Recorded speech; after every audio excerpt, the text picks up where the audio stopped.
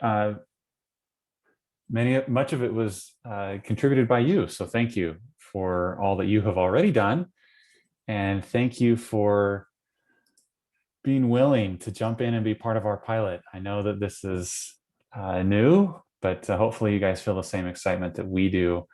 And we're so grateful. I just wanted to start off by just telling you how grateful we are that you guys have raised your hand and said, please let me be part of this. This will help inform and set the stage for the rest of our rollout for the rest of campus. And we appreciate your courage and your enthusiasm for doing that. As Angela said, my name is Micah Murdoch.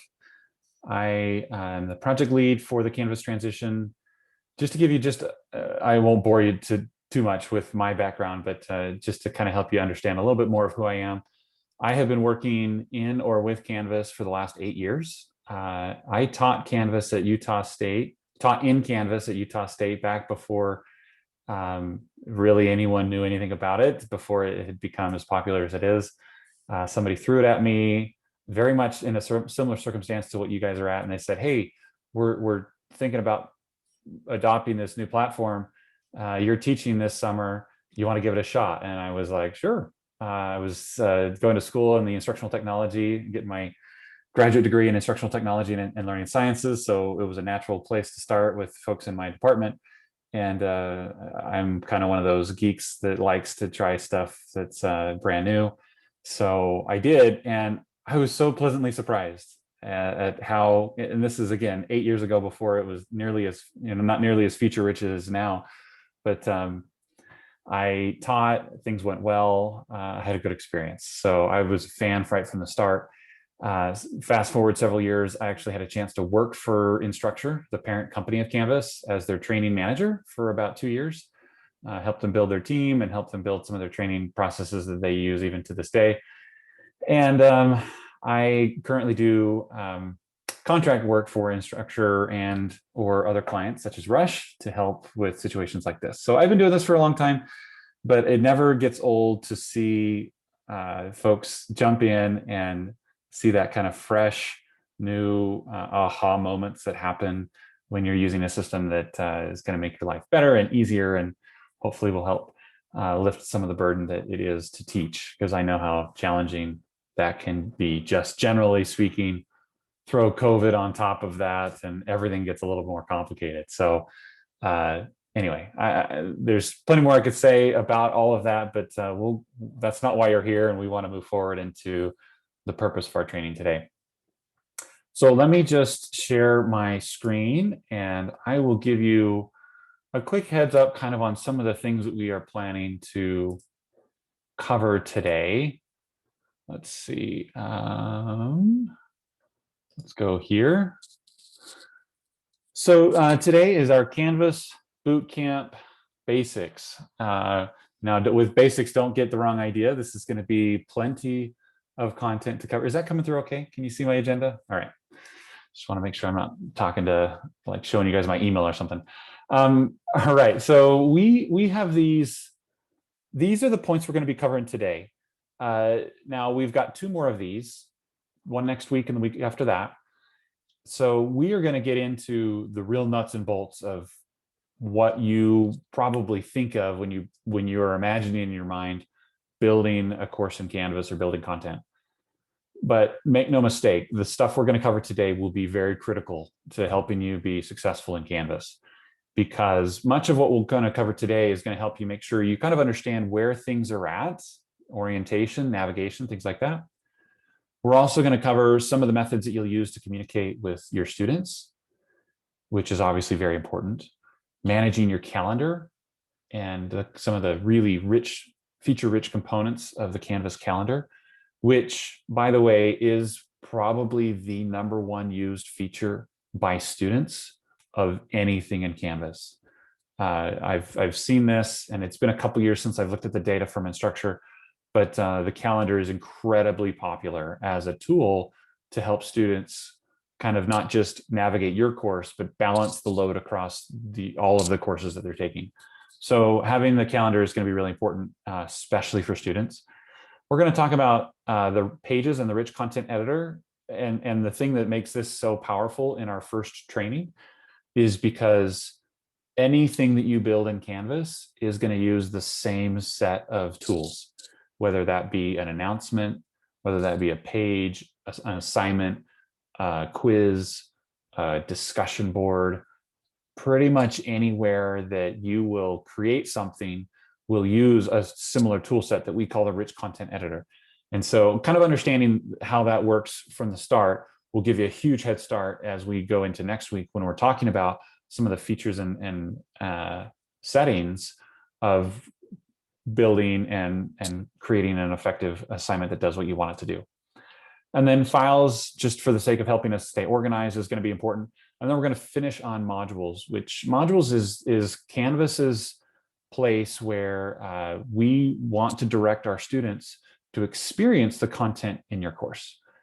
As a classroom teacher, when you're teaching face-to-face, you have the ultimate control over when your students get the content they do and the order and sequence that they get that content. Whether it be, hey, I want you to read this, this paper or these documents, which prepare you then for this assignment, which then prepares you for this quiz or this exam or this assessment. You have total control over that. When you put all of that into an online course, you may feel like, oh, I'm giving them everything at once, right? We wouldn't go into a class and give them every assignment and every exam on day one and say, here you go, boom, it's on your desk, go for it. You sort through it on your own and figure out how to do that. No one would ever do that in a face-to-face, but sometimes we feel like if we haven't quite got the right organization, that's kind of what we're doing. We're just giving them this huge lump of everything the semester offers and expecting them to kind of sort through it.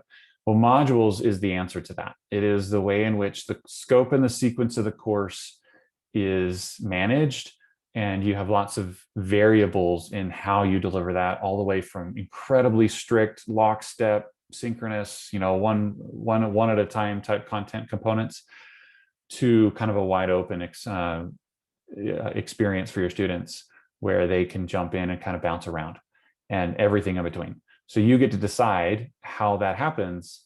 And that's one of the things that makes Canvas modules really powerful. So with all of that sort of ground being laid, the other thing I really want to be clear on is that we are going to be utilizing the chat as much as possible.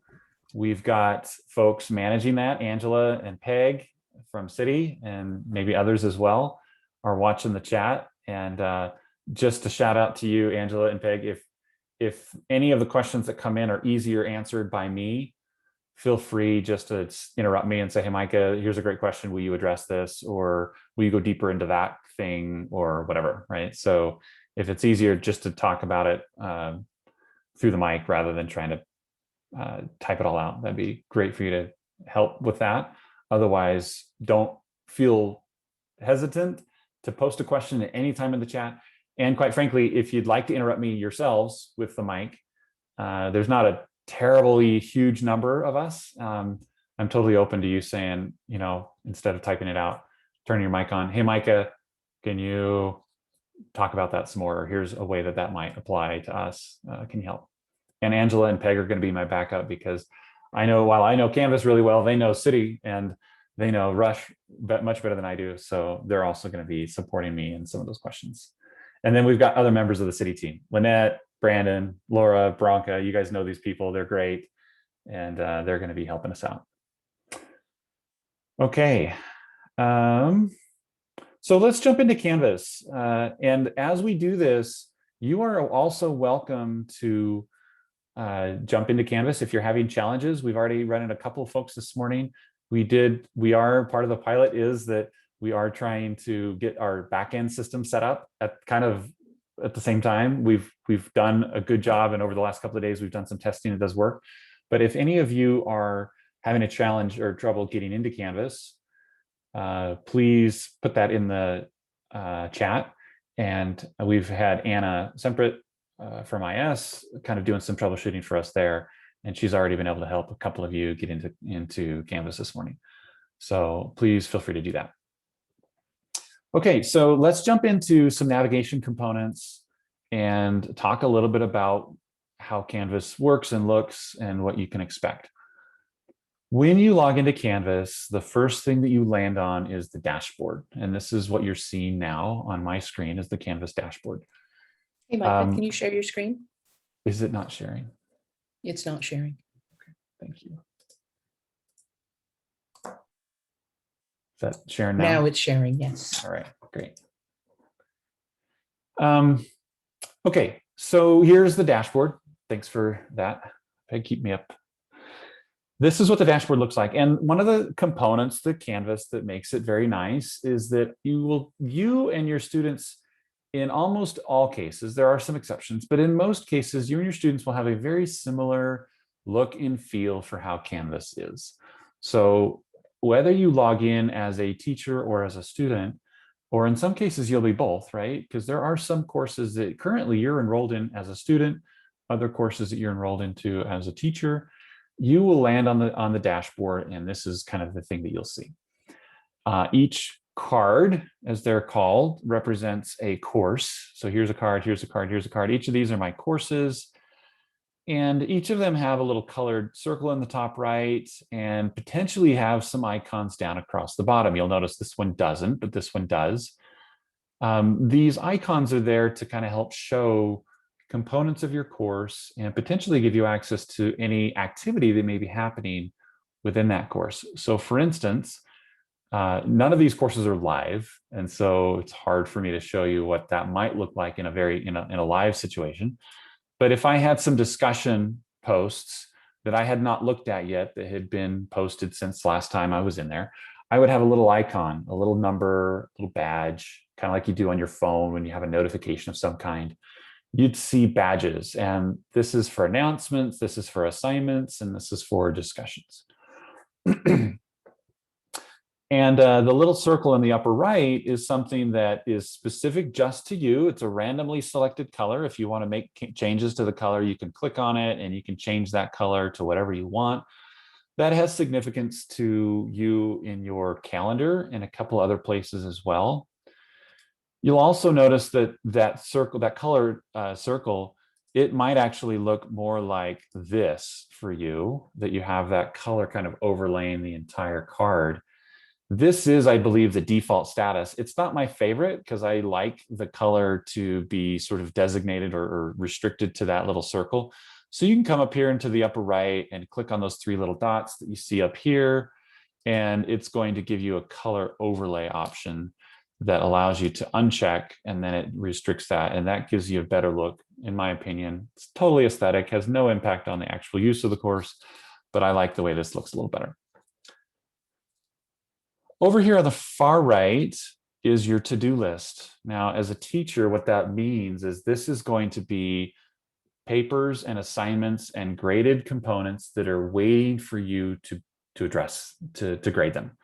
So this grade to sign or not to sign, this assignment here in my US history course that I'm teaching has 6 submissions that I have not graded yet. And if I wanted to grade them from my dashboard, I could just click on this, and I'm going to open that in a new tab. And it will take me right into the speed grader to that student's assignment, and I can immediately just jump right into grading. So I don't have to click into the course, click into the assignment, click into the speed grader. From my dashboard, I can go directly into any of these graded assignments and just jump right into what I do. But we know that teachers do a lot of grading, and so we figured we'd make that as easy as we can. Down below that, you've got your coming up. This is just a reminder of assignments and or anything else, again, that is graded, or any activity that might need participation in some way. In this case, we've got some discussions. And once again, this is stuff that's about to be due or something that's coming up in the coming week to 10 days. Students also have these options on the right. They have a coming up option here. And instead of it saying stuff that they need to grade, it's stuff that they need to turn in. So the coming up is forewarning on what's coming down the road. And the to-do list is part of a reminder to them of things that they need to submit, turn in, or participate in. And then down below, underneath the top section, is your unpublished courses. Any course can be published or unpublished. An unpublished course may have students enrolled in it. In fact, I think most of the courses that you are enrolled into, that most of the course shells that you have have students in them right now. Those that at least the one that you're teaching this summer does. Now, the key to understand about publishing or unpublishing your course is, as long as your course is unpublished, you can do anything you'd like in that course and it will not have any impact on the students. It won't send off any notifications, and the students won't really have access to the course in any way. So you don't have to worry about them seeing the course before it's complete as we're developing it over the next few weeks. As long as the course stays unpublished, that is going to restrict access to it. Now, there's another layer on top of that as well that restricts access, and that's the term access, which we've also embedded inside the course. And this is not something you have to worry about. This is something that's managed by the registrar's office through colleague. And that is the day that the student has access to your course, which at this point is set for May 9th. So I would encourage you to still not publish your course until you're much closer, potentially even completely done with developing your course. But know also that we've got a second gatekeeper there that is the registrar's office that's keeping this course from being visible to your students based on the term date. And that will be true always. This is the situation moving forward, even for next fall. This is not specific to the pilot. Everything that I've told you this morning so far is relevant to your experience in Canvas as a whole.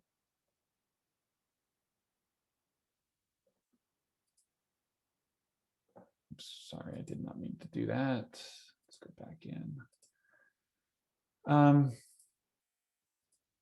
Just trying to get the chat in front of me. All right, great.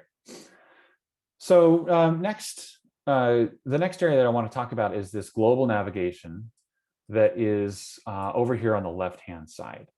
So this part in the green bar is something that you can see regardless of where you're at inside of Canvas. So even if I were to click on, say, my American history class, you'll notice that although my screen now has changed and I'm looking at content that's specific to this course, my global navigation over here on the left is called global navigation for that reason. It's always visible, it's global, it's accessible pretty much anywhere that you could be inside of any course. There are some things here that you see that I have that you won't, because of the role that I have or because of certain circumstances that have been set up. One of those is this admin role. You may or you probably don't have admin access to anywhere within Canvas. Likely that's not needed for most situations. In order to teach a class, you certainly don't need admin access. And Canvas has a habit of, if it's not relevant to you or if there's nothing there to see, to just not show it in the first place. So you won't see the admin shield there, that icon, until or unless you're ever given an admin role inside of Canvas. The dashboard will take you back to where we just were. So here's the landing page for all of my course cards. Courses is going to give you a list that you could jump straight to. Once again, if you're inside a course, say I'm here and I wanted to jump to a different course, I could click on my courses, get my list, and then click directly into my intro to geology class. I have a very diverse set of courses that I'm teaching this semester, you know, American history, geology, lots of even psychology, we'll even throw that in. But actually, those are all just training courses that I use to help demonstrate different points. So then there's groups. Again, if you don't have a group or if you're not part of a group, you won't see this tab. But if you ever are, or if you ever create some groups, you will see it. This is something we'll talk a little bit more extensively next week when we get into assignments. But just understand that Canvas groups are a fantastic way to help provide students with an online space that kind of they own, that belongs to them outside of the course, and they can exchange files and pages and discussions and have kind of a nice space for them and their other group members to collaborate and work on assignments and such together. Calendar, we're going to talk extensively about the calendar, so I'll come back to that. We'll also talk quite a bit about Inbox. Micah, can I ask a quick question on that groups? If yes. Students create a group, is it kind of like Facebook where you have to be invited to it, so it is a private area for them? Yes, you do have the option of allowing students to create their own groups, but as far as something that's connected specifically to, say, like an assignment, like you want to have a graded group assignment where you are giving a grade to every member of the group, or you're looking at one submission that represents the work of all the members of the group that are all being graded individually. That would be something managed by you as the instructor, and it would be a private space that would need to be managed. Now, with that being said, there is an option when you create that group that allows you to say, I want this to be self-assigned where the students get to pick their own, or I want to have total control over it. And either, depending on the way you set it up, would depend on the way that the students get into the group.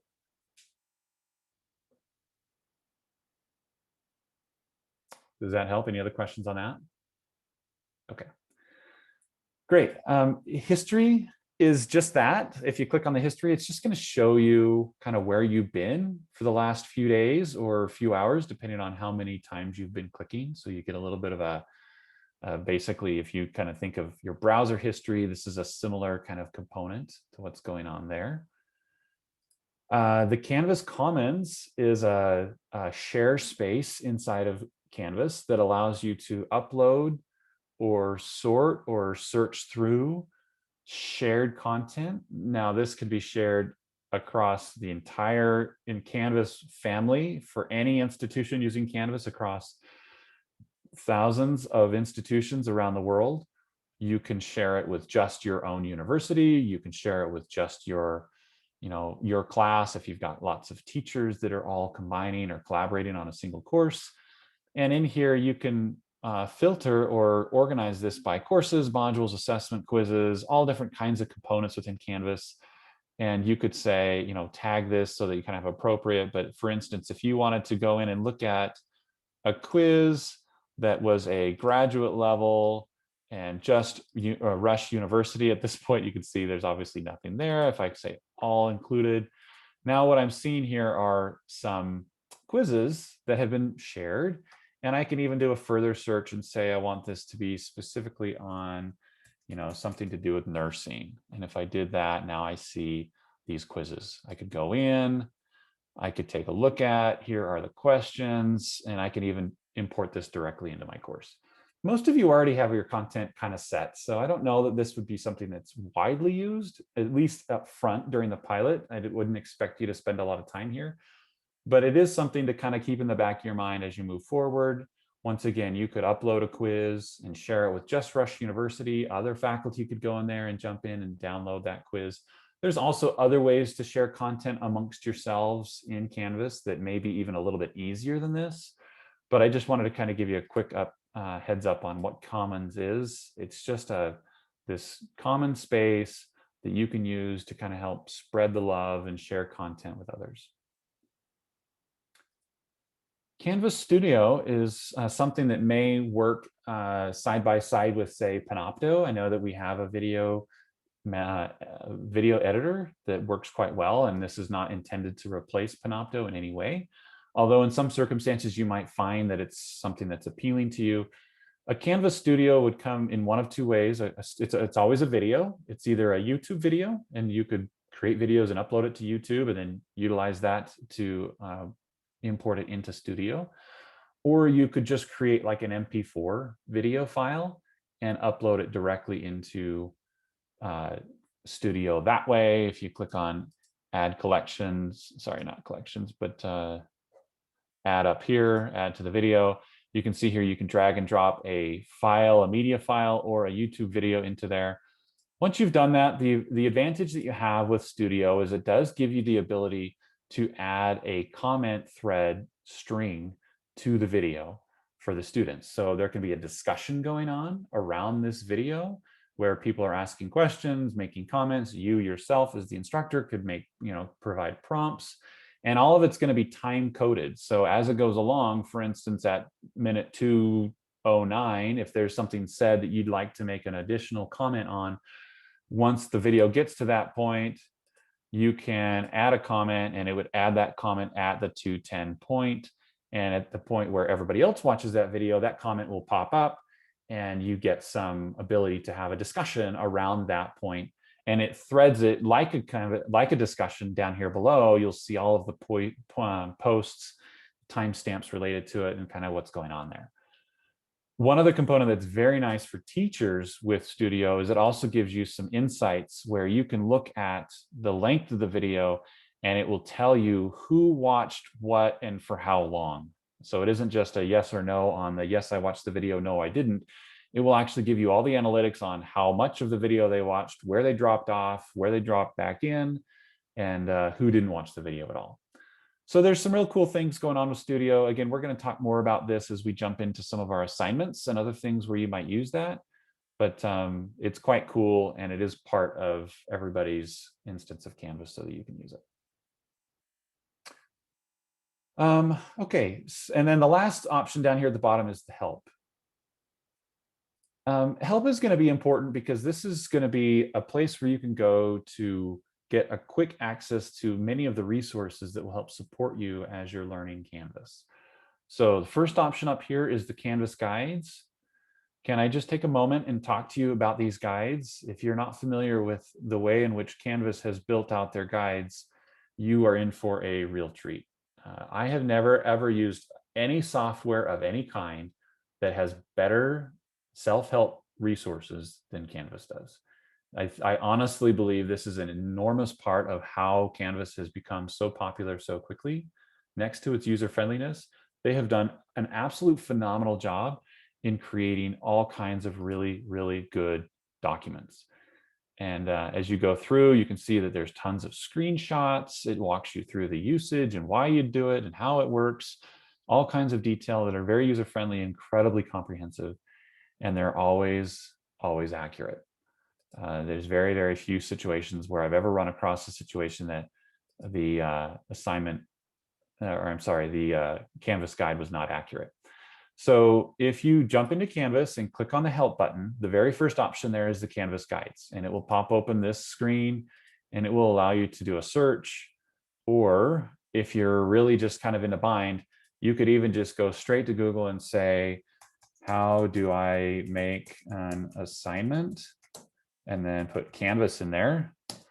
And it's likely that the very first or second hit will take you straight into one of those guides. So you don't even know, you need to know how to find the guides. Even in Canvas, you don't need to know that it's here.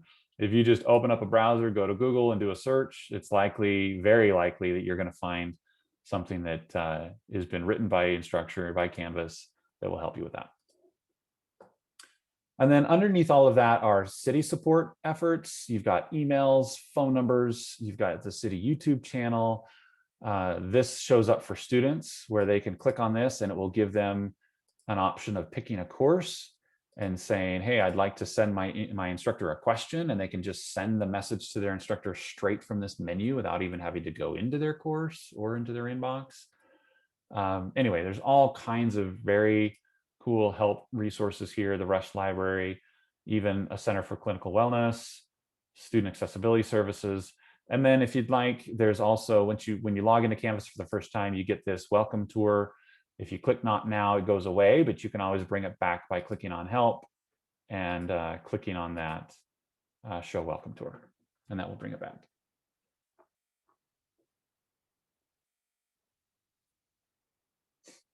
All right. Thoughts or questions? I see lots of questions being posted, but it looks like everybody's getting addressed. So if anybody has any questions in mind, feel free to jump in. Catherine posted a question. I wasn't sure exactly what messages you were looking at, Catherine. Do you want to? The ones that he just talked about that students can click on the link and send us a quick message. It was right before the welcome tour. He talked about students being able to click on. Oh, they can Right ask here. your instructor a question. Ask her, and yeah. So where do those show up for us when a student sends it that way? In the okay. So in the Canvas inbox is an email inbox separate from our Rush email, correct? Yes and no. So let's talk about that, because that's an important component to this. And since we're on the topic, we might as well jump in. So the Canvas inbox, the email that it's using is your Rush email. And the default notification inside of Canvas is to say, hey, whenever I get an email sent to me in Canvas, it will also push to your Rush email box, your Outlook box in Outlook. So you won't need to now live in two places, okay? You won't have to go into Canvas and afraid you're gonna miss something there if you don't, and then go into Rush, your inbox, and be afraid you're gonna miss something there. And the beauty of this is, and again, I apologize, wish I had more context to show you here because I haven't done a lot of emailing yet with everyone, but this is going to manage anything that's generated inside of Canvas is going to show up both in your Canvas inbox, and it's also going to push it out to your Rush inbox as well. Now, from that Rush inbox, from your Outlook inbox, you can reply to that email from Outlook, and it will then push it back into Canvas. Canvas will see the student that that's going to, and it will push it to their inbox as well. So once again, they could get it inside of Canvas if they wanted to, because it's there, but it will also go to their email inbox. Or, and you'll see this in just a minute when we get to our profile settings, students can also even add their cell phone number to Canvas and get a notification pushed to their cell phone that says, hey, you have a message, would you like to go view it? Yes, and then it will take them into their inbox that way as well. So, and that applies for you, not just students. Students tend to use it more, the whole mobile component, but the inbox kind of acts as the mediator between the two. And so literally the student could be texting on their phone or using their phone to reply to you, and it would go to Canvas and then it would push it to your medium of choice. Maybe it's email, maybe it's your phone, and you could be, device to device and letting Canvas kind of be the intermediary. There we go. And now we've got, look, Bronca just sent me an inbox message. Thanks, Bronca. Perfect. So here it is. And you're going to see that this manages this very much like, say, Google with the conversations, or Outlook, how it can collapse things. So anything related to this message will all be grouped together. And when I click on the message header, it will show me on the right a string of all of the related replies and all of the conversation happening back and forth. So you can respond right here on the Canvas, and it will also be in your Outlook. That's right. Yeah, okay. That's right. That's what I'm saying. It's very cool. So if I wanted to reply, I just come over here and click reply, put in my message, hit send, and it will show both of those messages now here in my inbox, and it will then have shown, push that out to Bronca's email as well. Okay, so that's a little bit about the inbox. One other thing that's rarely understood or known in the inbox that is really cool, well, a couple of things just to understand about this. First of all, this is not a full-blown email client. So for instance, I can't send a message to my mom from the Canvas inbox, right? The only people that I can message inside of Canvas inbox are people in my classes. I can't even message students who are not in my class. So if you need to just have a general conversation, again, this is not intended to replace Outlook. Outlook has far more rich features than this does. This is just meant to kind of give you communication avenues with your students, TAs, potentially, any role within Canvas, but not something that isn't directly tied to a course that you're teaching.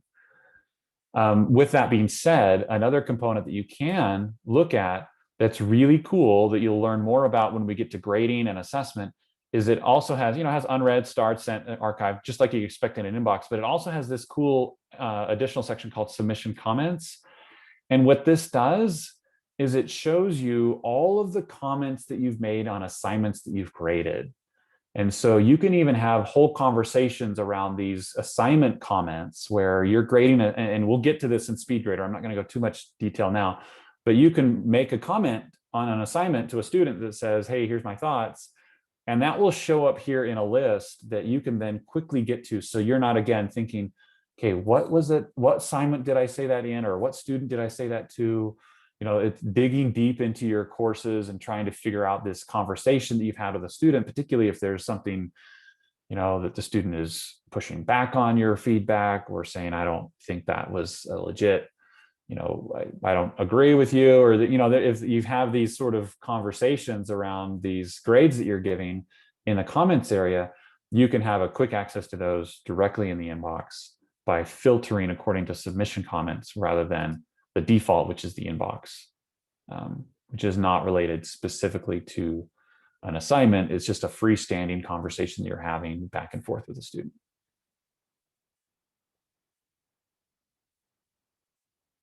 And Brandon posted a link to the guide in the to the instructor guides for the inbox, which will give you all kinds of additional information. Keep those guides coming, guys. This is great. You don't have to feel like you got to bookmark every guide, but it just is, if nothing else, is a demonstration of the granularity of the guides and the comprehensive nature of it. When it's 2 a.m. and you're doing something crazy and you're up all night trying to figure something out, and you know that nobody's available to help you, the guides will guide you through and they will be your friend. So take advantage of them. I cannot emphasize enough. I use them still probably every day. I use a guide in one way or another, where people are asking me questions and I'm like, oh, that's a good question. And then I go to the guides and there they are. So I find as much support there and help as maybe you would as well. Okay, any questions about the inbox? Anything else? Yes, I have one. Yeah, go ahead. Can you also search for like one student's name to find out all the emails that particular student sent you or you replied to? So can you get just conversations that you're having between one student? Is that what you're asking? Correct. Yeah. So that's going to be in a slightly different place than what you're going to see here in the inbox. Because this is going to group everything together based on course. Now, if you have one specific student you want to message, you can, I know that's not what you're asking, but you click on this, and when you fill in the to field, it will give you your courses, and you can drill in on these courses and see, you know, students, and here's students in this class, and I can pick one, right? Or I could just say, I want to email all students in this class. So this is where the restrictions come in. I can't just type any old email address in here. I have to find something that fits a Canvas situation. And that could be a group or a course or a section or a single student or any of those things. But getting back to your question, in the analytics for Canvas, you can go into the analytics in Canvas and you can select a single student in your class. And part of the analytics is going to show you conversations that you've had. And so you, in that situation, in that setting, can find all of the back and forth that's happened between you and that student under, you know, any circumstances. Okay. In that course. Yes, that's helpful. Yeah.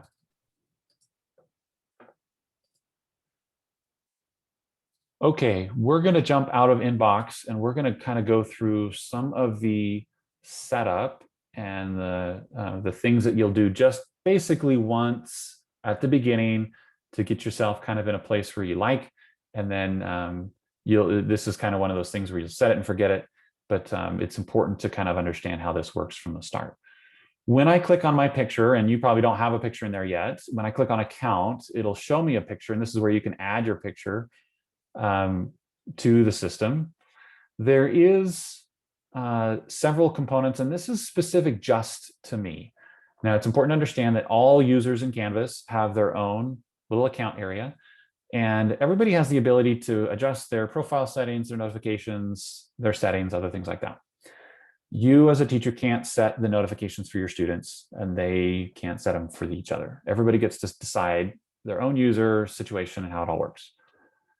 When I click on notifications, this is where you can see that I have gone in advance and added some additional components to my notifications. So the push notification for all devices, the default is going to be their rush email. That's going to be what the system is using. That's coming straight out of colleague. Students will have to put that in. That's just going to be there, right? And I have gone in and I've turned off all my notifications because I'm in Canvas enough that if I didn't do that, I'd get my whole inbox full all day long, full of notifications, and it just drives me crazy. But this is not the default. The default is closer to kind of what you see over here on the right. And there are several options that you have for any given notification. You can have it notify you immediately, like synchronously on the spot. So for instance, if I make a change to a due date, I believe the default for that is an immediate notification. So if you change that inside of Canvas, you don't even need necessarily to tell your students that you've changed the due date, although it's not a bad idea to do that. A notification will immediately get sent off to that student that says, hey, in this course, this assignment due date got changed. And they'll know that. And that's one of those situations where if they've got their cell phone number in here, it'll go straight to their phone as well as to their email inbox, depending on how they set it up. So the next one is a daily summary, where it collects anything that's notified on a daily summary and sends it to them once a day.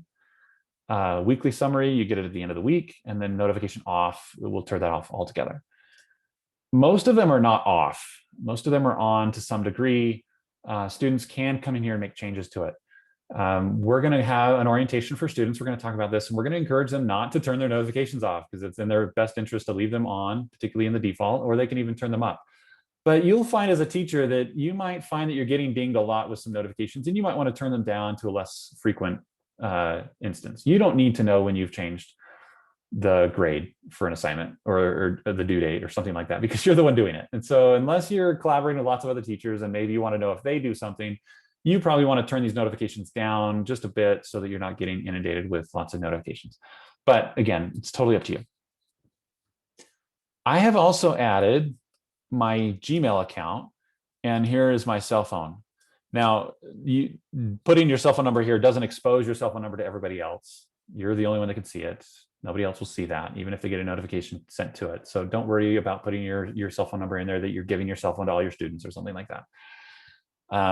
But what this does is just gives you the ability to not only get notified at your rush email, but if your students are like a lot of students, maybe email is like just not the way that they like to communicate, right? Like email is kind of out of vogue. It's like hard to convince them to check their email sometime, but their cell phone is something they live on all day long. And so it's really helpful for them to be able to have that as an option where they can go in and say, I want to have not just my rush email, which they won't be able to remove or change, but I also want these going to a different location as well. Maybe I check this email more often, or I use my phone all the time. And so they can add columns to their notifications as they do that. And I'll show you how they add that in here in just a minute. And then as you can see, the course activities that actually create these notifications are pretty extensive. They're pretty granular. And if you're ever unsure about one of the ways, what, like for instance, what is grading policies? What does that mean? If you just hover over it, it says course grading policy change, or change to course content, page content, quiz content, assignment content, right? So anytime you're not quite sure, you can just mouse over it and it'll give you specifics of what that thing means and what it's specifically trying to say.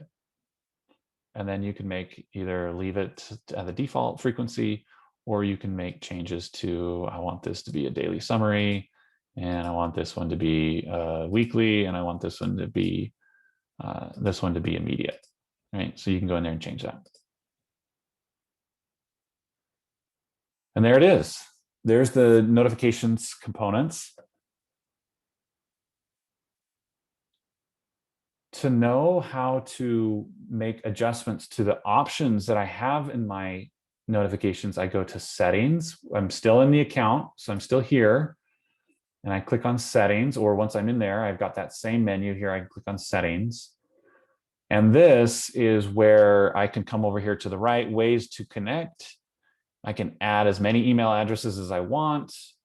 And underneath here, I can also add under other contacts, I can add a contact method and put in my cell number, put in the carrier, and register it as an SMS, and that will send out text messages to that phone number.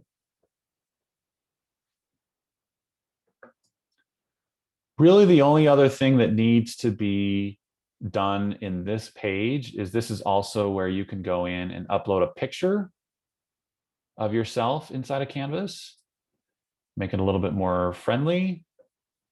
But most of the data here is going to be populated by colleague and should not be edited or interfered with. This is helps colleague know who you are, and there are lots of fields inside of colleague that, like for instance, preferred name is a new field that we've just upgraded our ILP, our colleague, to be able to offer, which will auto-populate into Canvas. So all of the users and all of the course enrollments and everything that happen between Canvas and the registrar's office are being pushed through a communication link between colleague and Canvas. So when students drop, when they add, when they make changes to their schedule, anything like that, enrollments for every given semester, all of that's being handled kind of in a similar way to what was happening with Blackboard, where the registrar's office pushes that information out into Colleague. Colleague then will update at a certain point to create the course shells for Canvas and enroll the students for you. And then it's up to you to upload the content into Canvas from a previous course, or in this case, from a Blackboard course. You'll only do the Blackboard transition once. And then once you've got that transition done, you'll be able to perpetuate that Canvas course from one semester to the next through Canvas.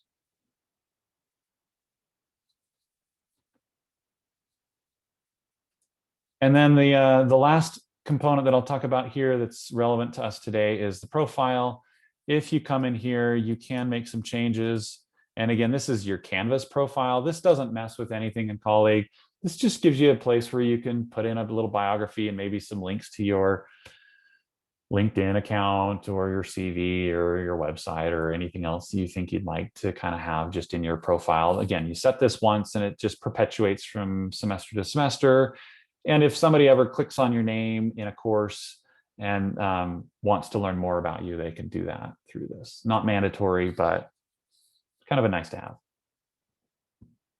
Yes, Catherine, the profile, anywhere that you exist in Canvas will have a connection to your profile. You can click on it and it will take you to the same place. So you won't have to do that for each course.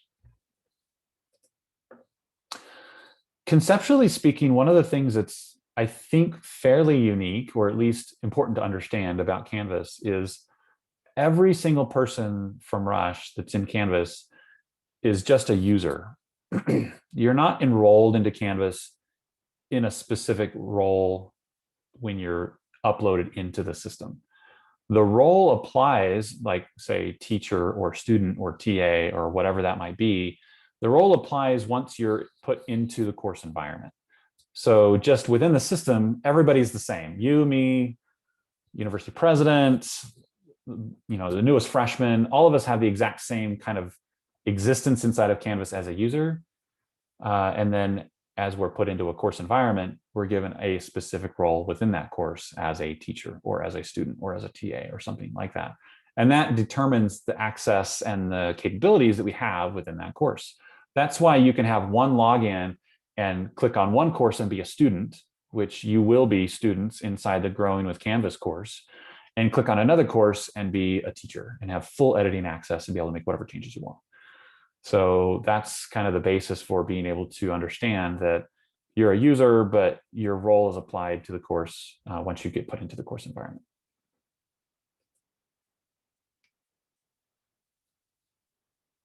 Okay, so we've kind of gone through the basic orientation and all of the components of the system as a whole. Pretty much everything I've shared so far is true, regardless of what course you're at inside of Canvas. I want to take another 10 minutes and go through some information about the course itself, what kind of just the basic rundown of how a course works. Then we'll take a quick 10-minute break because we've got a 2-hour stretch. Understand that sometimes we need a little bit of a chance to stand up. And then when we get back, we'll jump into some of these other components, such as the rich content editor, building inside of pages, and some of the components that we go through there, and some of the other items on our agenda. So let me just jump into a course, any course. I'm going to actually go into my Sandbox course, which is one that is currently utilizing the Rush course template, which we'll become more familiar with. This is the home page. Every Canvas course, this isn't a requirement to have a home page, but here at Rush, we're encouraging, and the template is showing that we will have a home page. And the home page is just that. It's what you kind of expect. If you click on any website, the first page you land on is called the home page. And that's kind of this idea of introducing you to what it is that you're doing. In Canvas, it's really nice to have kind of this landing page inside your course to orient your students to what they're doing, make sure they know they're in the right place, and to give them kind of a launch pad to jumping into the content. So we've got a nice banner here, although we're not necessarily intending for every single course at Rush to use the exact same banner. We're in the middle of kind of trying to generate some additional banners that are more discipline specific, so you can kind of have some variety and put something in there. If you are creative enough and interested and you like to create your own banner, you can certainly do that. But we want to have some kind of graphic aesthetic to kind of make it feel welcoming and pleasing to the eye.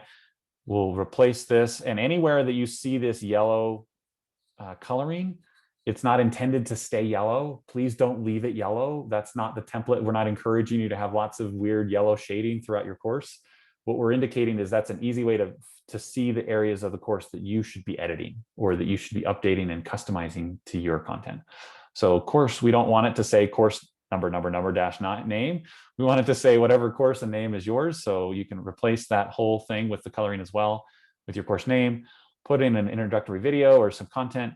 And then these links are already live for you, and they take you into either a course questions, the course resources, or yellow that you get to replace, or the learning content, which takes you into the modules area.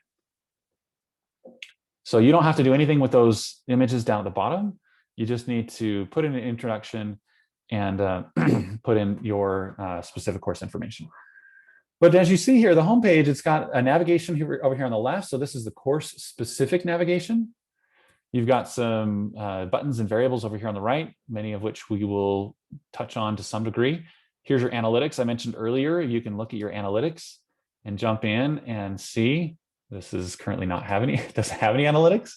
There's nothing going on there, so that's not working. But as you have activity in your course, that will be a place where you can go in and look at. And I will get you there's some beautiful articles and some screenshots in the articles that you can look at to kind of get an idea of what the analytics look like.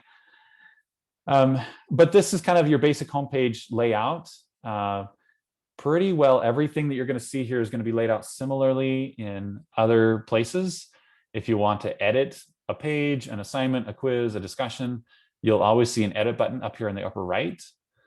The student view allows you to transition your course into the view that the students will have. You get this nice purple border around it to make sure that you know that you're in student view. So when you're wondering, where did my edit button go? You can think, oh, wait, I'm in student view. Oh yeah, that's right. I need to leave student view to get my edit button.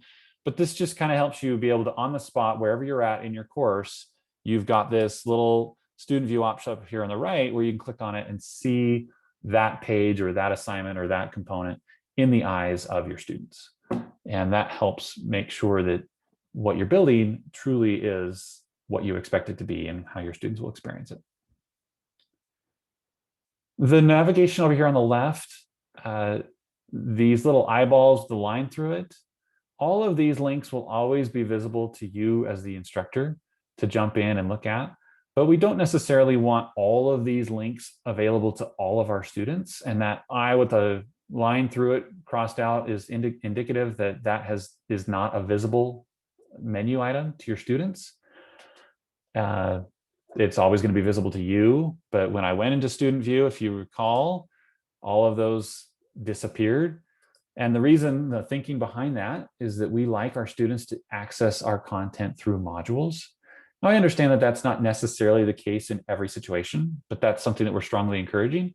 And so instead of them going to the discussions by clicking on the discussions link and seeing a full list of every discussion in the entire course, which can be quite overwhelming and maybe a bit confusing, you can upload those discussions into the proper week and adjacent to specific content, maybe that it's relevant to, and you can better give context to that discussion as you put it into the modules in that scope and sequence that we talked about at the beginning of the training.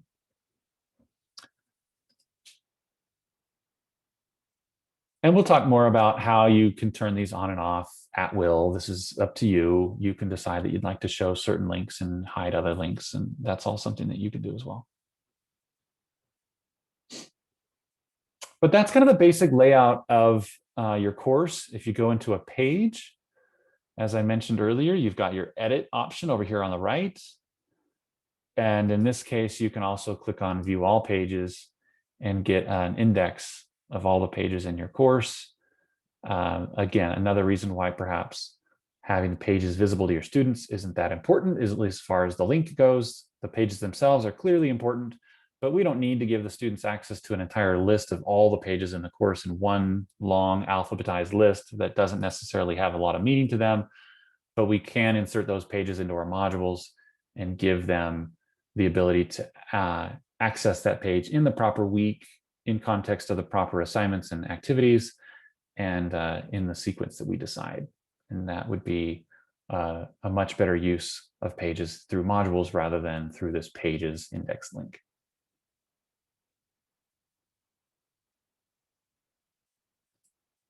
Okay, so that's a basic Canvas course.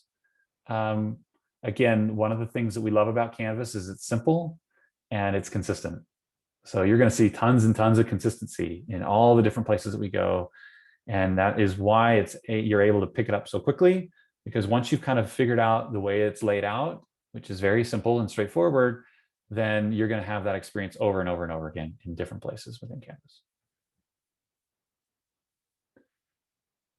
All right, so lots of activity still in the chat, which is awesome. Anybody have any questions they want to jump on a mic and ask related to really anything that we've talked about so far this morning? Do you have to click on the edit button in order to put in your course number and name? Yes. Okay. Yep. Anytime you want to make a change to anything on the page, you'd click edit and you can scroll down. And now I have full editing access. I can jump in there and click delete that. And I can say, you know, Psych 101.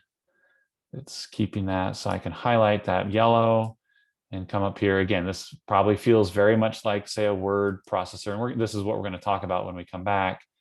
And I can remove the coloring, and there it is. Thanks.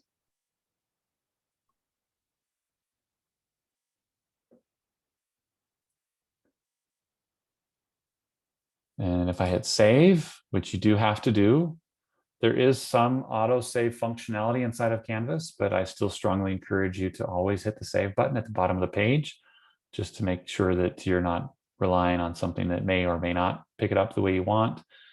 And then you've got that saved.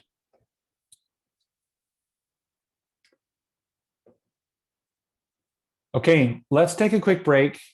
Do we need 10 minutes, 5 minutes? I hate to cut too much. 10. All right, I'm seeing a couple nods and 10s. All right, so let's take 10 minutes. We'll take a quick break, and we'll come back at 10 after. We'll give you 12 minutes. How's that? And then we'll get started back into modules and the rich content editor. We'll go more detailed into that.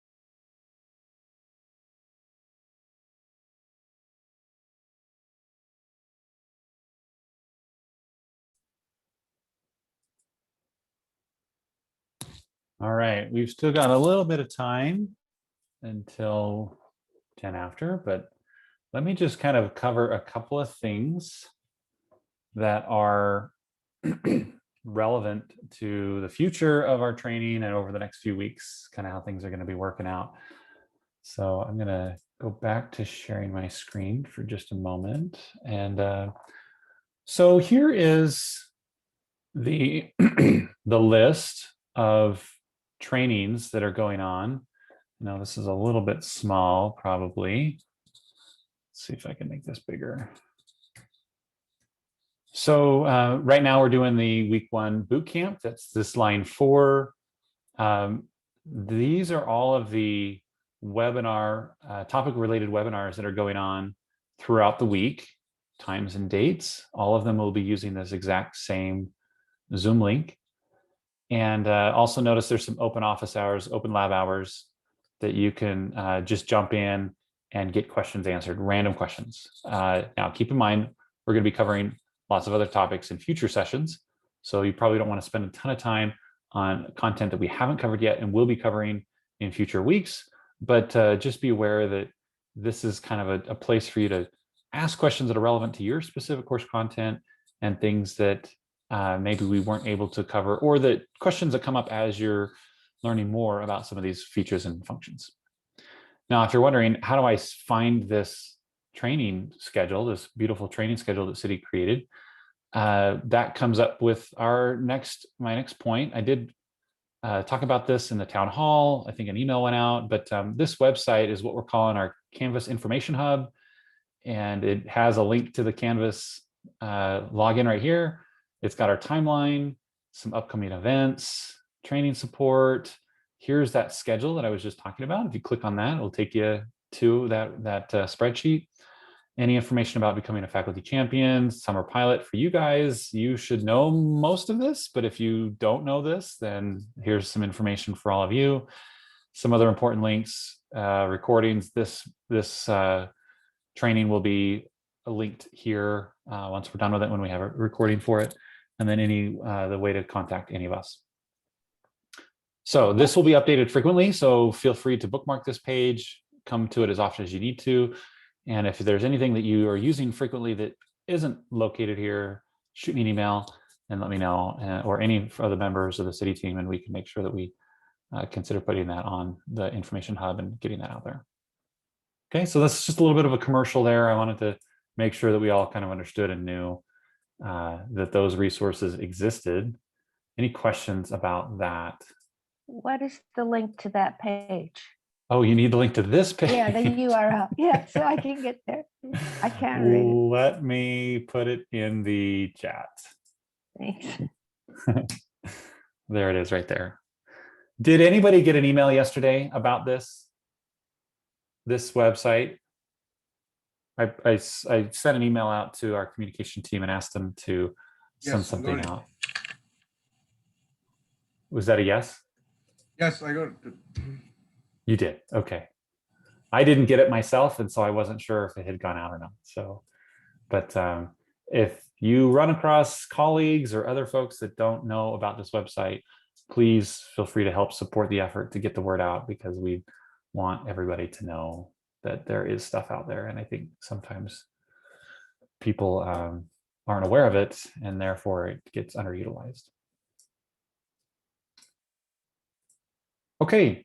Well, let's jump back in to Canvas. And there's 3 things that we still need to talk about that are pretty critical to today's training. One is the calendar, and the second one is going to be the rich content editor, and then we'll end up on the modules and going in a little bit deeper into that. We've talked about all of these things to some extent, but I wanted to just go a little bit more detailed in them. So let's start with our calendar. I mentioned in the initial overview that the calendar is a highly used feature inside of Canvas. And the reason for that is because it's so easy for the teachers to use, and it's so functional for the students. Like, it's got kind of the best of both worlds. So if nothing else, I would recommend heavily that after you've kind of got your course content together, that you spend a little bit of time in your calendar and make sure that it's reflecting the things that you kind of want it to. Now, what you're seeing here is this is another application of that color coding that you saw on the dashboard. So if we go back to our dashboard, these little colors in the corner, or if you haven't changed the overlay, the color that overlays your card is the color that's specifically going to show up inside your calendar for each of those courses. So when I come here, I can see over here on the right, these are all the calendars, meaning all the courses that I'm a part of. So everything that I saw on my dashboard is now also showing over here on the right with a corresponding color. And if I make one course purple, that's not going to make it purple for all my students. Every user in Canvas has a different randomly selected color set for their courses.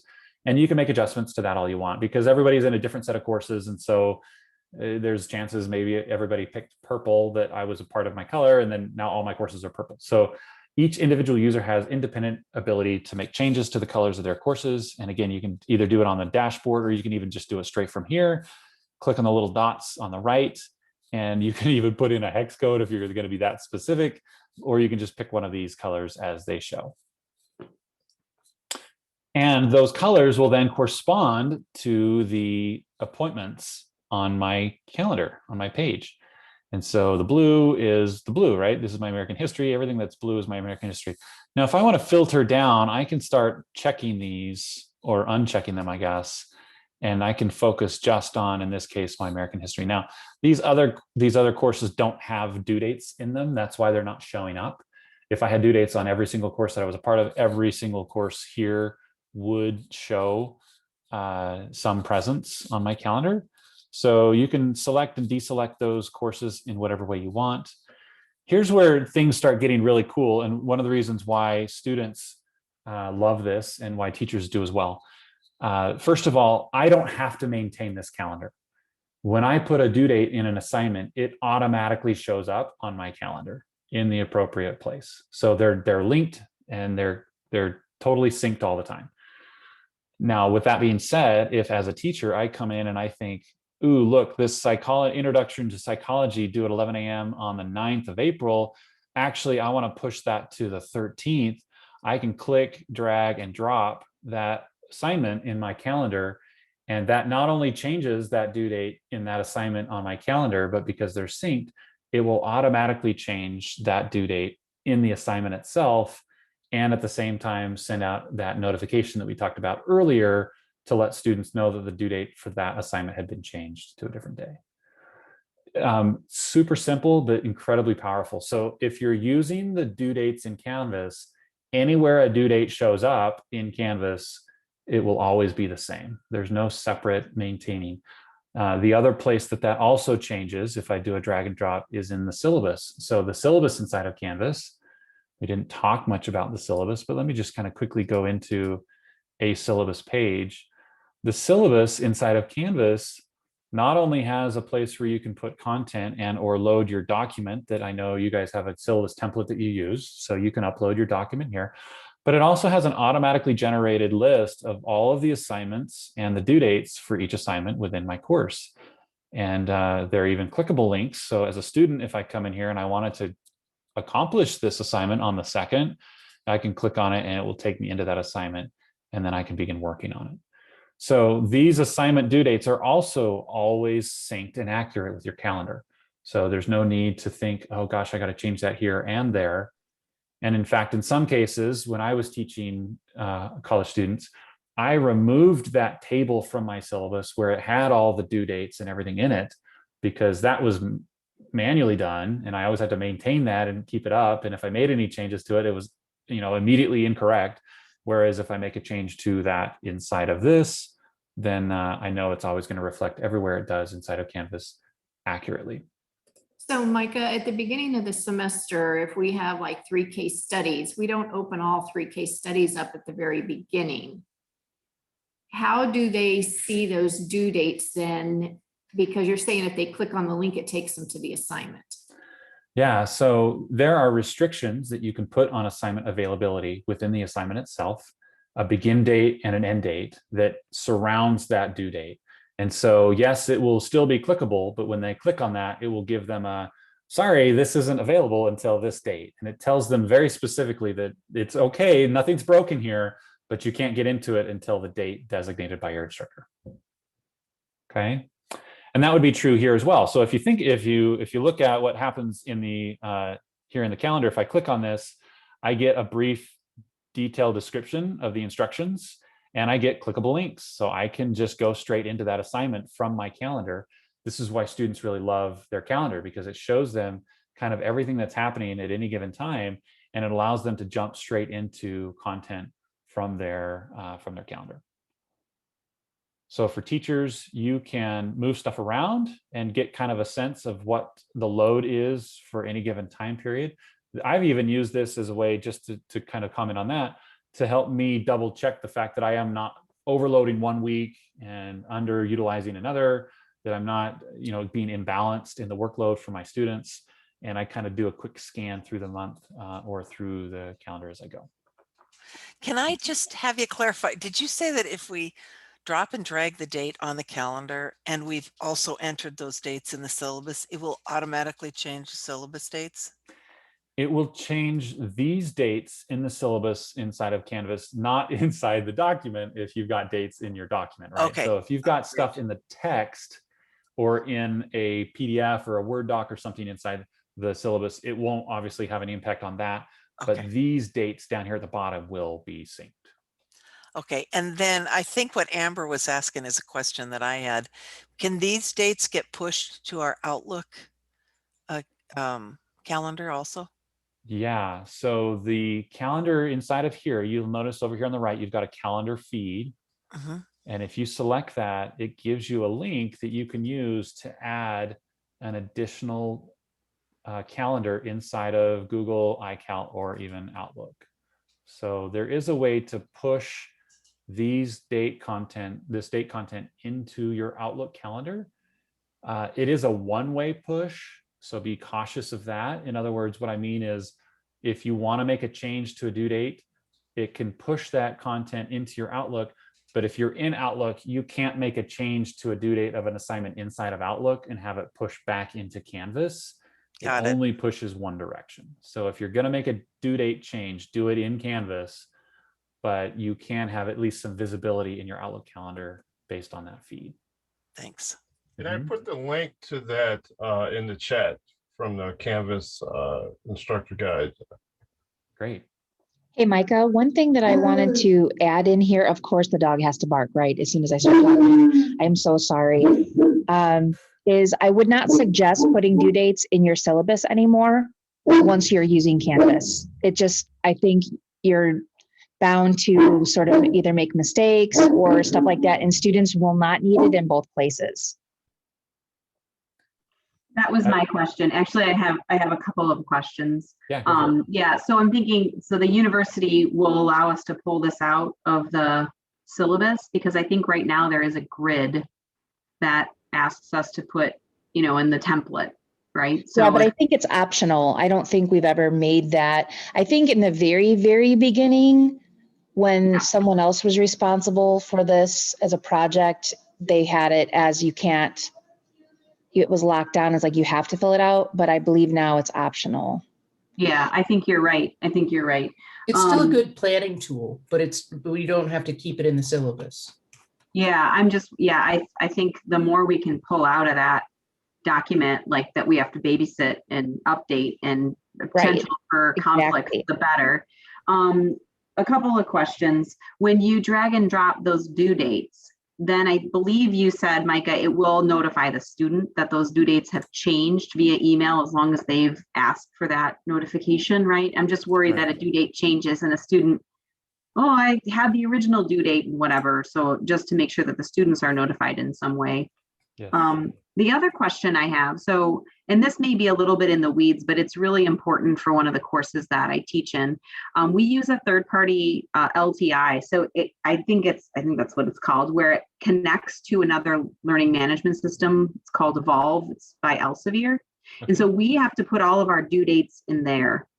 And I'm just wondering, and now in Blackboard, it'll push the grades back. It's something that they do in that other LMS, but it'll push the grades back over to Blackboard. And in there, I have to put all the due dates in. And I'm just wondering if that's going to connect and talk, because we have lots of students missing those due dates, even though we have them in the syllabus and they're in that other LMS. But just trying to get that streamlined, because we hate it when they miss those due dates. It's painful. So I'm just wondering how that's all going to connect, or if I'm going to have to do double duty, maybe make an assignment in Canvas so that it shows up on this calendar, but then also make the assignment in Evolve LMS platform. Yeah. So is there a way to integrate Evolve into Canvas assignments that you know of? Maybe that's an unfair question, because maybe how would you know that, right? But well, I do know that it works for Blackboard. So when I set all those due dates in in the LMS in the Evolve LMS, it pushes it all back, all that information back to Blackboard as well as the grade. Right. So I'm hoping that it integrates well with Canvas. I'm not familiar with that particular tool, but chances are very high that if it integrates with Blackboard, it will also integrate with Canvas. Canvas tends to have a higher integration percentage of tools than Blackboard does. So my initial kind of instinctual response to that is you would create a Canvas assignment that integrates with those Evolve assignments, and that would still allow you to select a due date and have all the same parameters around that assignment in Canvas. And depending on the nature of the integration, those due dates may push automatically into the assignment, or you may need to manually add them to the assignment as well. So it's hard for me to answer that question without having more information. But you will ultimately, the answer is, as long as you've got a Canvas assignment with a due date, it will show up on the calendar for them. The real question is just, how do those two systems talk to each other, and what's that going to look like? And we can dig more into that offline as we kind of go deeper into it. Looks like Brandon and Peg already have some ideas. Yeah, I put the link from the Evolve Elsevier website about linking Evolve and Canvas in the text box, in the chat rather. See, guys, this is the kind of support you have access to, right? These folks are like, I can't even finish answering the question, and they've already got a better answer than I gave. So you're in good hands. This is good. Okay, let me just kind of hit on a couple other things that are going to be helpful in the calendar. You've seen me do this on accident a couple of times already. If you just click on a space, it gives you access to this event, right? So there's two types of things that show up in a Canvas calendar. The assignments, anything that has a due date connected to it, will automatically appear in your calendar based on the creation of that component inside of Canvas, like a discussion or a quiz or an exam or an assignment, any of those things that you put a due date to. Once you put the due date in, it will automatically show up inside of the calendar. But you can also go to the calendar, just straight to the calendar, and create events, which are not connected to an assignment, but that act as like a reminder or some kind of thing that will show them, hey, for instance, you can even put multi-days, this is exam week, or this is finals, or this is even a school event. We could, the university could even create events that are, universal to all students. So you can come in here and you can create events and put a location, a from and a to date, and title it. And so if I wanted to call this, you can see I've already put some stuff in here, discussion reminder, reply reminder. It's, let's see, I'm going to put this in the calendar that you choose. If I leave it at my name, which is the default, then it's only going to be visible to me. So if I want to put something that's personal on my calendar, this is true for students too. You can create kind of this thing where you're building out your schedule, study time, group study, other things that may be just specific to you. But you can also associate it with a particular course. So I could say, early American history. And you as the instructors are the only ones that have the ability to create calendar events for your class. Students can't do that for each other. They can only do it for themselves. But you could create this thing and have it show up to all the students in your class will see this event. And if I hit submit, now that discussion reply reminder is now showing up on the 14th. If I click on it, it just has the details of whatever I added to it. But any student enrolled in that course would also see that event on their calendar as well. So you can create events, and you can also come up here to the top. There's a couple of different views. Month, I think, is by far the best. There's also a week view that you could look at. There's the month view, and then there's the agenda view, which is kind of this list view, which a lot of students really like. It just kind of gives them a list of everything and when it's due. The last thing that you have is this little plus, and you can create these events from that as well. You'll notice that one of the options within these within the event is the appointment groups. This is something that you can set up where you have the ability to set up time slots that students can sign up for. And it will show up on their calendar. For instance, if you want the students to present and you want everybody to pick a 15-minute time slot during class, you could create this as a presentation and pick a day. Let's say this is happening on the 8th, and the time range, you can either do it beginning to end, or you can just do 30-minute time slots.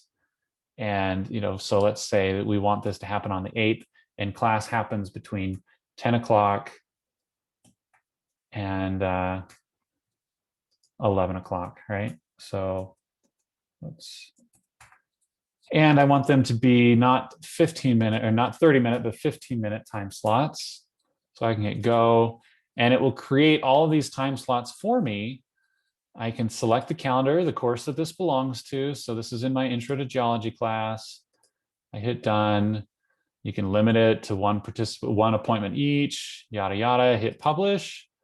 And now this will show up, if I go back to month, as these options that students can now go into and click on one, sign up for it, and that then notifies you that somebody's signed up for that presentation slot, and nobody else can sign up for that as well. So this is a kind of a functionality that you can use to manage things like what I just described. It's also great for office hours. If you want people to sign up for office hours, right? They can, instead of you just sitting in your office waiting for people to show up, maybe or maybe not, you can say, look, here's my time slot for office hours. If you'd like to come see me, sign up for it in advance so I know you're coming. And they go in, they click on the assignment, or they click on the event, they sign up, you know who it is, they can even put notes in there so you know why they're coming, and then they show up and you don't have to waste your time wondering if anybody's going to come to your office or not. Okay. Hey, Micah, I'm so sorry to ask you to repeat this, but when you were in the calendar, what did you click on to get that edit event window to open? So you can click on either this plus in the upper right corner, or you can just click on the day and you'll see the appointment group option as a tab. Okay, great. Either one of those two work. Okay, so now you're starting to see why the calendar is so cool, right? Like there's lots of really awesome functionality here. Students love it, teachers love it, and it keeps everybody kind of in track with what they should be doing. Hey, Micah, can you show us how to make a Zoom link on the calendar? Can you do that? You can. So Zoom links are in a different area, and I do plan on covering Zoom a little bit more in our next appointment with assignments. Oh, you're actually you're going to get a Zoom link in the navigation here, and when you click on that and put a date to it, then that's when it pushes it to your calendar. I actually can't even show it to you right now because I don't have a Zoom account with Rush, and so it just throws an error when I try to do it. But by next week, I'll have that figured out, and we'll be able to talk about it. That's awesome. That's even better. You just do it in Zoom and it pushes it. Right. Hey, Micah, I wanted to mention something real quick, just as hopefully you didn't already say this, and I was like, anyway, when students log into Canvas, on the right-hand side, their to-do list will tell them what they have to do. So you really do not have to send them reminders of, hey, don't forget this is due. Don't forget blah, blah is due. That list will go, things will go away from that list if the student has turned in the assignment. So they cannot use the excuse, I didn't see it, I didn't know. That's not accurate because it's always there and it is always accurate. Once they do it, it goes away. So if it still shows up on the to-do list, they know that they haven't turned it in yet.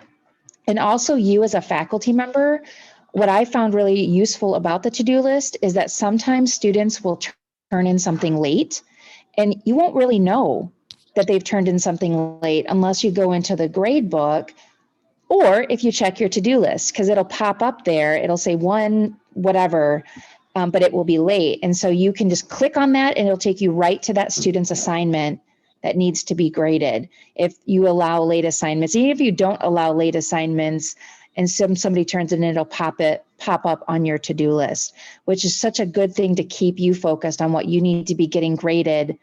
And again, it goes away once you're done grading it. Yeah, and this is Brent. I do want to make sure people understand, if you do use the to-do list, use it consistently. I actually had this happen to my son. He's taking a couple of college courses in high school, and the faculty put some course assignments in the to-do with dates and some not. Yeah. And so my son actually got caught up going through his to-do list, but then there were some assignments that weren't in the to-do list because the faculty had them submitted through the messaging, which is not a good practice. I explained that to my son. But in any case, just be aware, some students live and die by that to-do list. So you want to make sure anything that's important is in the to-do list, even if it's, something that isn't in the LMS, just to put it in there, like if they have to come to the for OSCE lab or something like that, make sure that's on the calendar to-do list.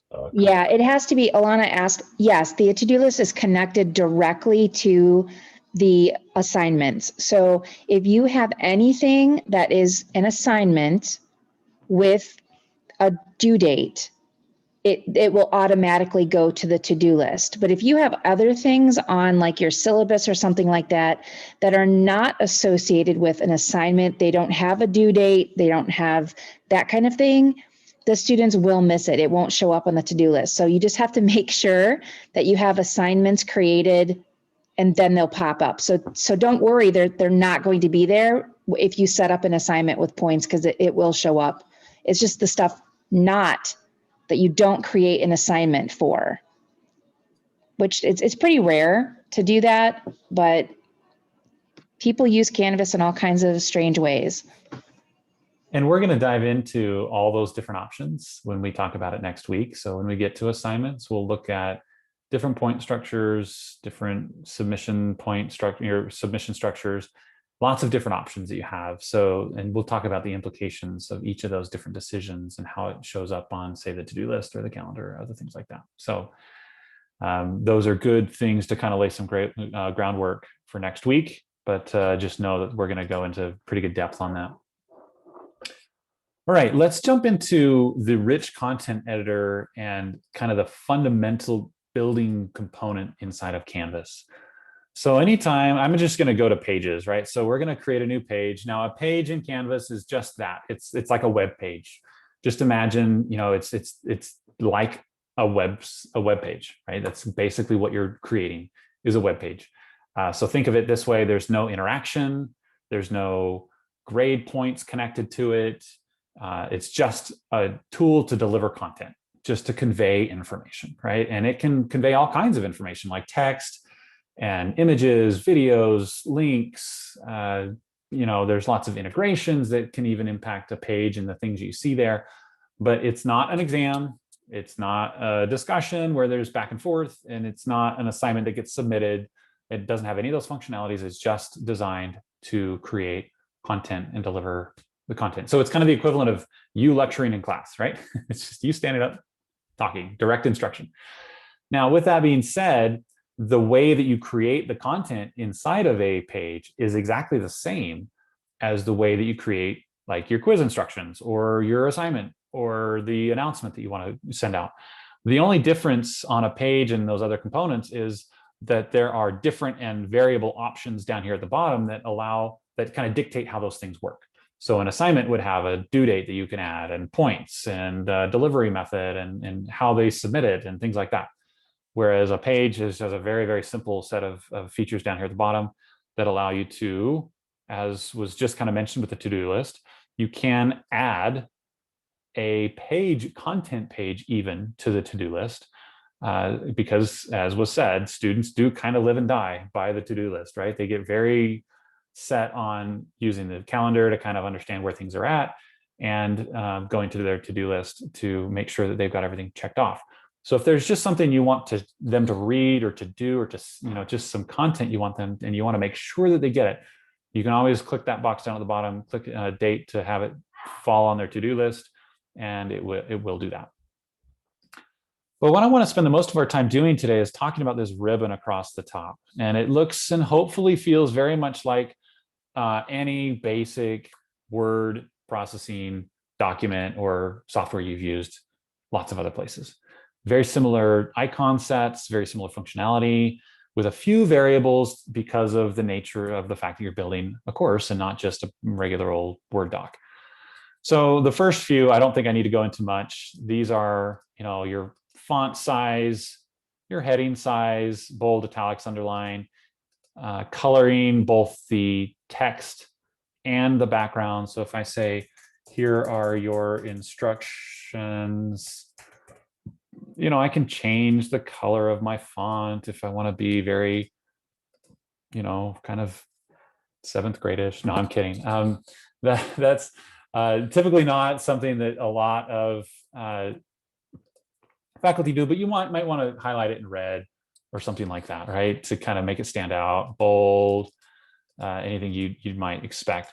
You can also, if you highlight something, as I have already shown you with the template, you can make it a different color behind the text, or you can do that. So there's ways to use these color palettes. And if you want more colors than what are here, you click on the little icon on the bottom and you get all the colors of the rainbow that you can put in there and get really crazy and all of that. If you want to remove anything that's highlighted, you can just highlight the text. You can click on the little line and that will remove any of the customized elements of that text.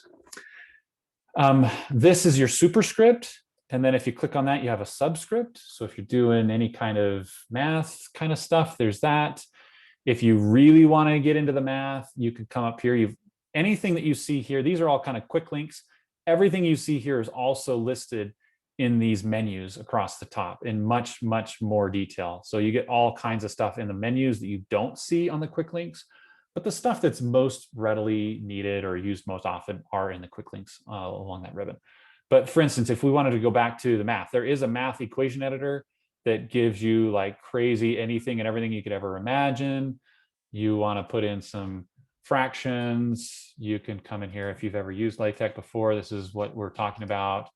You can, create all kinds of really cool stuff.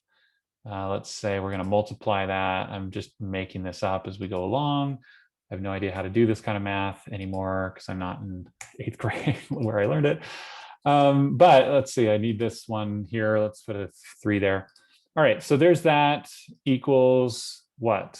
Question mark, right? We don't know what this equals. And then we hit insert equation, and it will put that equation into your in a much better format than if you tried to recreate that just by using your keyboard. If I wanted to edit it, I can click on it again, go to edit, and go right back to it and make any changes. So that's the math editor. There's lots of other things you can embed, like a table. You can embed an embed code if you've got that from like media or something like that. You've got some formatting options that are much more extensive than what you see on the ribbon. Tools you can add if you want to know your word count. You can do that. Here's the word count down here at the bottom. And you can even just go straight to table and all of that. We could spend all kinds of time on things like just tables alone, right? There's all sorts of properties and different things you can do with tables. Just understand that they're there, and they're pretty similar to what you'd use elsewhere. If you wanted to make a 5x5 table, and you just go to table and do that, and there it is. And now I can add rows and columns based on this, put content in there, and it can even go in here and go to table properties and tell it how high, wide, border widths, alignments. You can go to advanced, select some border colors. You can get kind of crazy with tables. Anyway, so those are much of what you might need. Again, I don't think I need to go through every one of these. You can insert media, images, video, documents. All of that is possible within this rich content editor. And all of that is possible across all the tool sets in Canvas. So everything you're watching me do here on this page is also something you could insert into the quiz instructions or the assignment instructions or the discussion, either the post or the instructions, because they all use the exact same rich content editor. You notice that in the view, there's a full screen. So I've got all this real estate now I can use if I like. If I want to escape that, I just hit the escape button, puts me back here. I can also click on these little dots down here at the bottom. And I can drag this down to give me more space because the box is a little bit small from the start. The default is way too cramped in my opinion. And so you've got that you can do. You can also look at the code down here in the bottom right. There's this little switch to HTML editor. For those of you who are super brave and know what you're doing, you can go in and look. Amber's shaking her head. So Micah, related to that, you know, currently in Blackboard, when you cut and paste something from a Word document, along with it comes all its code, and it makes it a disaster to try and work with it in the editor. Is that, when can we cut and paste directly from a Word document or from another table? I mean, can you cut and paste a table into here and then get rid of the code, or is there, or just have to retype? There's a couple of cool tricks. Yes, you can cut and paste anything you want. If you're cutting and pasting from one Canvas element to another Canvas element, I would recommend you go in here, even if you have no idea what you're doing, just go straight to the code and highlight all of it, copy all of it, go to the next thing and paste the code into the code editor. That will give you the most accurate rendering of what was to what is, right? So what you pulled from to what you're putting to. But if you're pulling from like a Word doc or some external place into a Canvas, the best trick I have for that to help make sure you're not carrying all this crazy code with it is when you right click to paste, you get this option that says paste and match style. And what that will do is it will match the style of the existing parameters inside of the course, inside this page in Canvas. And it helps kind of strip out some of that excessive or extraneous code or stuff that you don't like or want. It doesn't work every time. I struggle sometimes to understand why. But for instance, if I've got just plain text paragraph content on a page and I'm trying to paste something else to it, if I click on paste and match style, most of the time, and I apologize, I can't give you, maybe somebody else here can clarify a little bit more, but most of the time it will match the font size and the style and all of that to what it is that is currently exists inside that page. Great, thank you. What about a snip? Can you you do the snipping tool and dump a snip in there?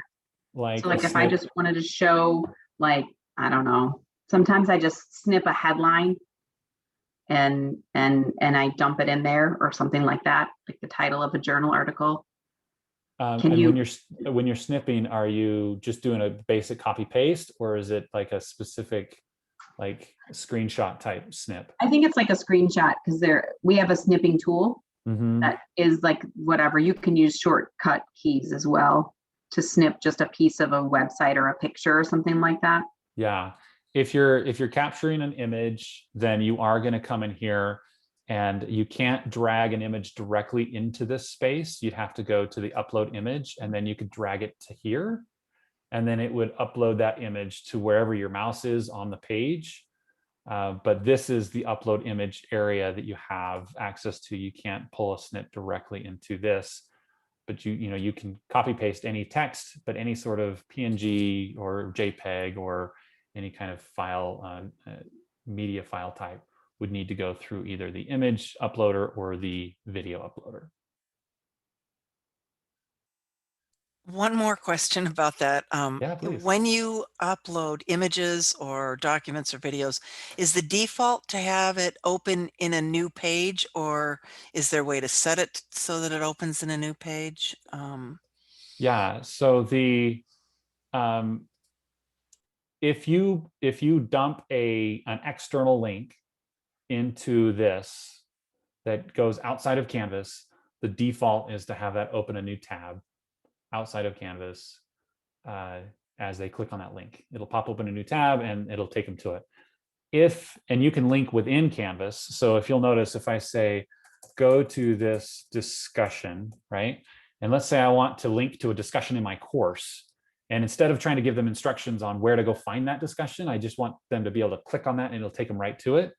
I can click on this little arrow next to the link, and you see you have external links, which is how you would link to something outside the course. You just put the URL right here, and then it will, whatever you've got highlighted will become the hyperlink for that link. But if I click on course links, then it will give me access to all of the content in my course. And so here's my discussions that I already have. Because this is highlighted, if I just click on the brain and behavior, now that has automatically become a link to that place in my course, and it will not open up a new tab. It will replace this, what I'm looking at, with that.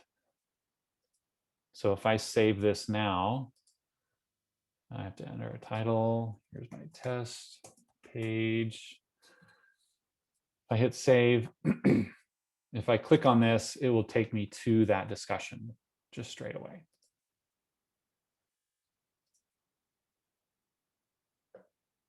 If I wanted to go to this website, and maybe I want our info hub to be that website, I can highlight this text. If I don't highlight the text, I can just put the link in there, and it will, let's see, does it link? Doesn't. Yes, it does. Okay, so because it's a hyperlink, it will see that it's a hyperlink and automatically turn it into a link. But if I want text to turn into a link, I highlight it, come up here to the link, click external, put the link here, hit done, and now it will do that. When I hit save, you'll see that that will take me to an external website and pop up in that new tab.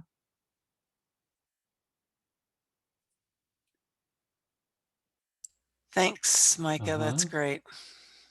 Super simple kind of stuff. If you want to embed video, you can come here and upload record media. Okay, or there's course media. If I click on the upload embed media, then I can drag like an MP4 or a media file to this space, and it will put that there. Or Canvas has a built-in media recorder where I can come in here and I can turn on my webcam. Here I am, my webcam. I can turn on my mic, which is already on, and I can just hit start recording, and it will just record on the fly and embed that recording on that page. This is something that's really cool because this particular recording tool is also available inside the SpeedGrader. So you can create little video snippets of you giving feedback to students using that same tool, or you can just embed like an introductory video like we had on our homepage. We showed that, not this homepage, on our, in our template, we have this little space here for the intro video. You could just turn that on, just record something really quick and have that be something that's even, you know, kind of on the fly custom for that particular semester, rather than, I mean, you could create something that's really long lasting and permanent and kind of really highly polished and professional, or you could create these kind of on the fly interactive components, which for online courses does wonders for how students feel about their connectedness to the teacher, to have these quick kind of, even if they're quite raw videos where you're giving feedback or giving instructions or kind of giving a heads up on how things go. So can that just be audio and not video? Yes, it can. Yep, you could create just a video or just an audio file as well. If you'll notice when I went into that, the upload record media, when you click on record, it has an option of turning on both the webcam and the mic. If I just go with the mic, then it'll give me access to the mic that I have, and it just creates a little, I can start recording.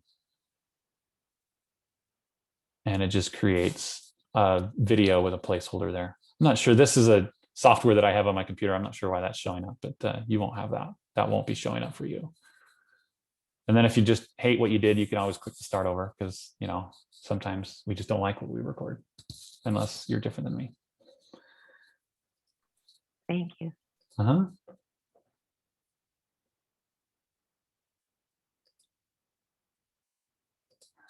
So the rest of this is very similar, again, that you might have left justified, center right justified. You've got your bullets, you've got your push it right. Here's your table option right there in the in the quick links. Here's your math editor in the quick links as well. And here is your embed code. If you have like a YouTube embed code or something that you want to embed rather than, now the other thing that you have is this little plug right here on this, this section. This is where you have access to a lot of the integrations. So Panopto Video, for instance, is available to you there, as well as a YouTube channel link integration that works for Canvas. There's the studio that we talked about earlier that we'll go into a little bit more. We don't use Google here, but we do have an Office 365 integration that you could go into. You could log into 365 and have access to your Word docs, your PowerPoints, your Excel spreadsheets, all of that straight from the page.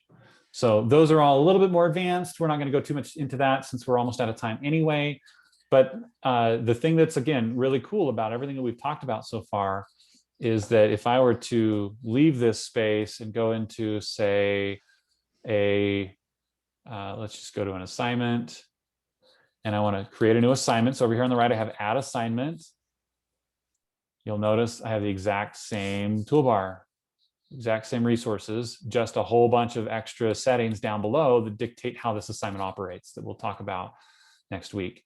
If I were to go into an announcement and I want to create a new announcement, it's over here on the right, add announcement, exact same toolbar. So everywhere that I go and create content, you're going to see the same thing, and it's going to be very familiar to you, and you'll know exactly kind of how to find your stuff. We didn't get much into modules. We did touch on it, but believe me, we'll talk about that on and off throughout the next 2 weeks. I have no concerns about not hitting on modules today because it's kind of woven throughout the rest of the training. And we'll have plenty of time as we talk about assignments of how to get assignments into modules, how to organize them. And we'll cover a little bit more of that next week. Now, with all that being said, let me just make sure that we're all aware, going back to our calendar. This week, we've got lots of additional webinars specific to the same topics that we covered. And we did that on purpose. This is all kind of meant to be reinforcement. If you have additional questions or you want to go a little bit deeper into a lot of the topics that we talked about today, then you've got the city group here ready at these times and dates. You can find this calendar on the Canvas Info Hub website. Next week, we're going to talk about building content, discussions, assignments, and quizzes. So we're going to go into great detail on the settings and everything related to those 3 components and everything related to it. And then you'll have some additional Office open hours and additional webinar topic discussions related to those components. And then the week 3, last week, we're going to talk about assessments, grading, rubrics, outcomes, and best practices, kind of wrapping everything up together. So now that we have everything created, how do we assess it? How do we communicate back to our students? And then we'll have some additional open lab hours and topic-specific webinars related to all of those components as well during that time. Just kind of a quick look ahead. Want to be conscious of your time. Last minute questions about the things that we've talked about today. I have a question. How do we, well, it used to be called provision. How do we provision our Canvas to talk to our Panopto? So that is an integration that we're still kind of doing some fine tuning on. Matt West has been our lead on that, and he's made some really great progress, but there is some back-end kind of configuring that has to happen to not only bring over the video, but to make sure that it's communicating correctly inside of Canvas with the video platform. And so we don't have all of that settled yet, but we're hoping that this week we'll have that settled and we'll be able to answer that question a little bit more effectively next week. But hopefully, if everything works the way that we're really working towards, it will be very seamless for you guys. You'll go in and you'll have access to the same Panopto library you had on Blackboard inside of Canvas. You'll probably need to re-upload those Panopto videos into the course after as you're going through the transition. So that might be a little extra work that you need to do. I don't know that it will come over as clean as some of the content will, but right now we're just trying to finalize making sure that we have access to those and that they'll be playable inside of Canvas. And there's some back-end configuration that we're kind of focusing on right now for that. So if we were, sounds like a good time to re-record those instead of just re-uploading them. So quick question, if we decided to do with the recorder in Canvas, and we copied the course with those recordings copy over. So for example, if I wanted to just film an intro for one module that can endure for 3 or 4 terms, because I teach this course every term, would they just copy over? Yeah, they will. That'll Okay. copy over with the rest of your content. So that will be housed in the course as part of the course content that you can transfer from one semester to the next. So probably easier to do some of the short video clips, just don't do them in Panopto, just do them in Canvas. That is definitely an option that you have for sure. You could do them right in Canvas, or you could do them on your machine. And this is another option. I don't even know if this is a good option, but this is another option. You can do them on your machine, upload them to a private YouTube channel, and put them into Studio, so you have all that commentary that you can also do. Or you could put them on your machine and upload them without having to put them in YouTube, and just have them directly in Studio, in your Studio library. And that too will follow you from semester to semester. Your library of your Studio videos, whatever you load up into the Studio library, video library, belongs to you as a user. So any course that you belong to, or any space that you exist inside of Canvas, you'll be able to access your Studio video library there as well. So it won't live in the course like the video that you create with the Canvas recording. That will belong to the course. If you put it in Studio, it belongs to you, and you can then put it anywhere you want inside any course or any announcement or any other space inside of Canvas. So those are some other things that you can kind of think about as you're making that decision. Okay, if you have questions for us in between today and tomorrow, please feel free to reach out. All of you have a designer, well, all of you that are pilot faculty have a designer assigned to you from Citi. If you don't know who that is, reach out to Angela, she can help you. But I think all of you have had contact with your designer.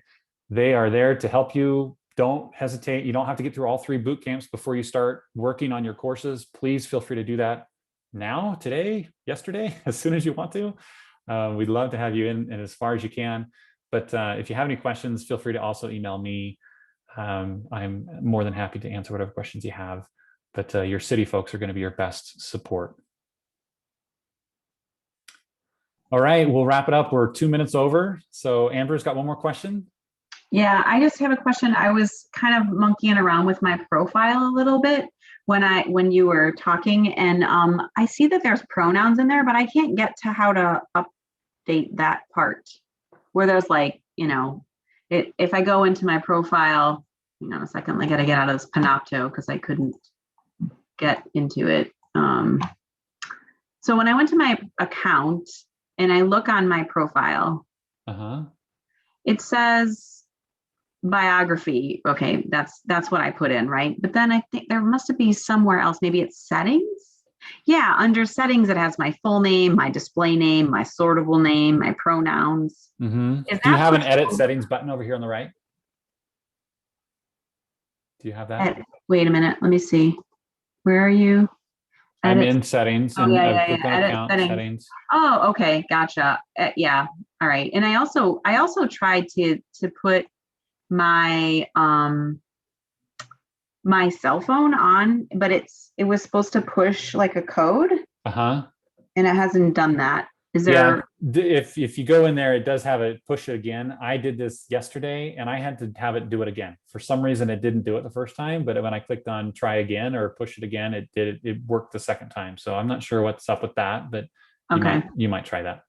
Yeah, I tried that, but I will do it again. It just seems weird. Like normally you get 50 texts and this one just doesn't seem to want to connect. So great. And so did we finalize our contract? Yes. Yep. Everything's signed. Okay. We're all good. It's all now I just need done. Matt West to do all the background stuff so that I'm ready to go on May 9th. Believe me, Panopto is a big deal, and we are working feverishly to get that worked out along with all the other integrations. So lots of work happening behind the scenes, but we're very optimistic. Lots of people have gone from Blackboard to Canvas using Panopto. This is not a first time. It's just a matter of getting the right work done. So that'll happen over the next week or two. Poor Matt. Okay.